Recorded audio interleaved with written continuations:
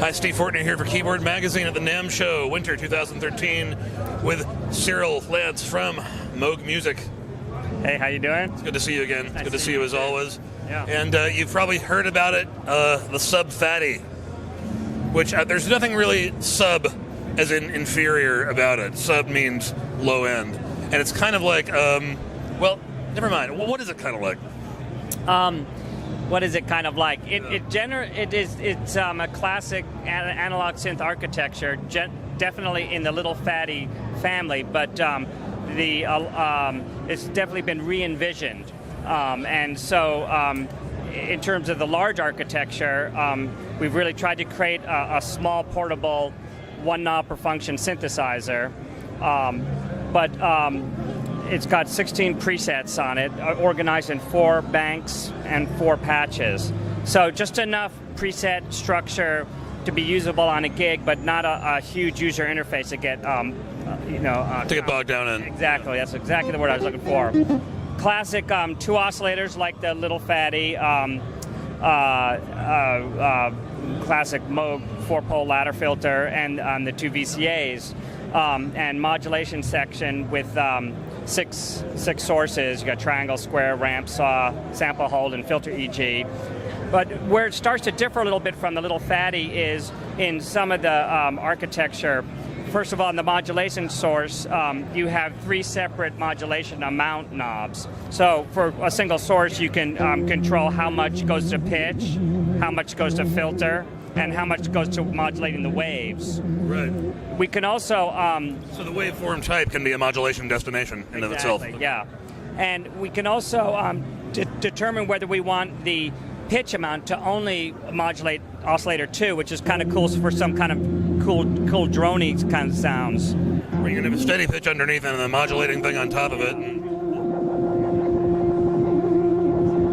So oscillator 1 stays the same. Oscillator 2 is moving. So a little bit more flexibility here than in some ways.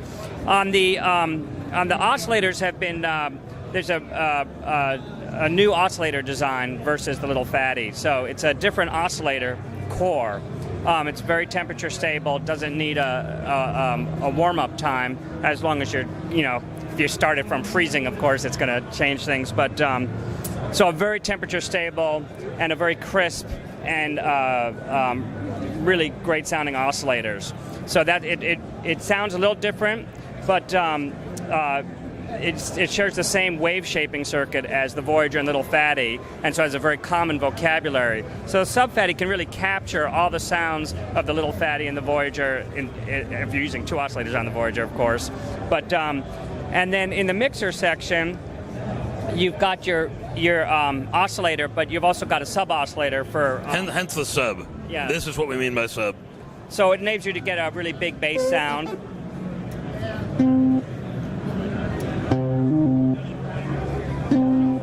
Crank that in. How far down is it? How far down is the sub oscillator?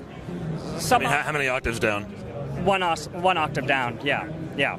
So we also have an analog noise source in this synthesizer, which is different than the Little Phatty.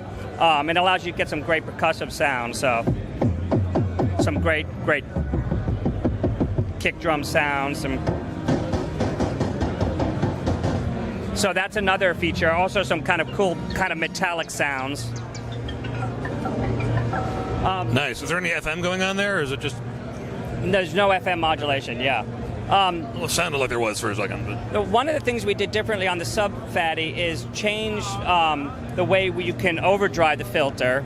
On the Sub Phatty, from the mixer section, you can really overdrive the filter a huge amount more than, say, the Little Phatty or the Voyager. So it allows you to really saturate the filter and get the different types of filter distortion, kind of similar like to some of the older synths and what they used to do on the Mini Moog. So that's one type of filter overdrive. We also have the multi-drive knob, which is kind of a post-filter drive, and that's different also than the Little Phatty.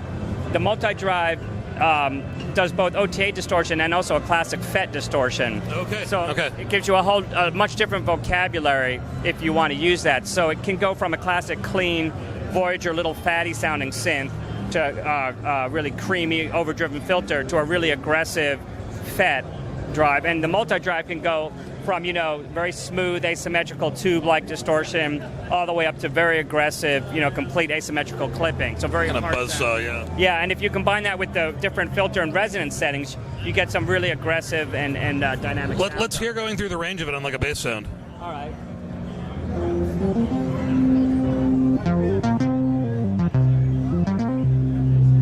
let's start by pushing the filter first. Okay, so there's the pre. You can hear how it starts to. Yep. It gets a lot more creamy and velvety and very unique kind of distortion. As we turn up the multi-drive, it gets even. So there's kind of like a tube. Yep. Definitely sounds like a tube distortion. We push into kind of asymmetrical, just starting to get some hard clipping there.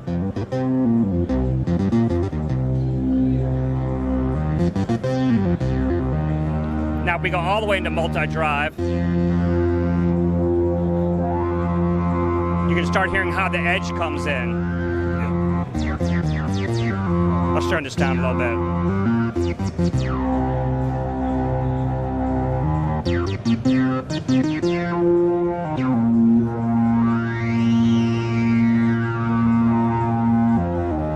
Nice.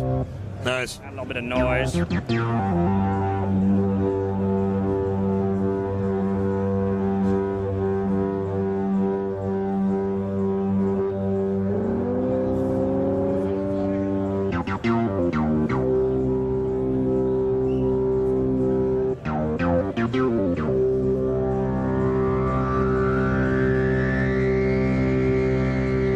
That's badass.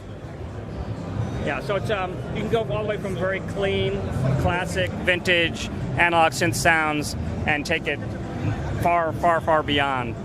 The stuff that really aggressive techno guys would, EDM guys would want. Yeah, a lot of cut, a lot of edge, a lot of attitude. Got another winner from Moog Music.